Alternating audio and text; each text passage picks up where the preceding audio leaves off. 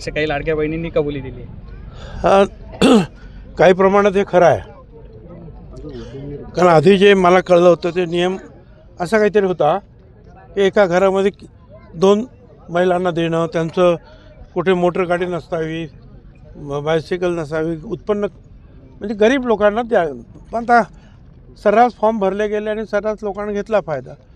आता माझं म्हणणं असं आहे की एक अपील केलं पाहिजे लोकांना आणि जे ह्या नियमात बसत नाही त्यांनी स्वतःहून आपली नावं जे आहेत काढा म्हणून सांगायला पाहिजे.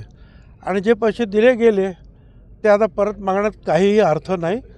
ते मागण्यात येऊ नये याच्या पुढे जे आहे लोकांना सांगावं की या नियमात बसत नाही, त्यांनी स्वतःहून आपली नावं काढून घ्यावी.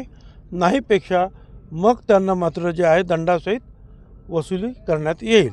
मागचं जे झालं ते आपण आपल्या लाडक्या बहिणींना अर्पण करून टाकलं पाहिजे. निवडणुकीपुरतं होतं.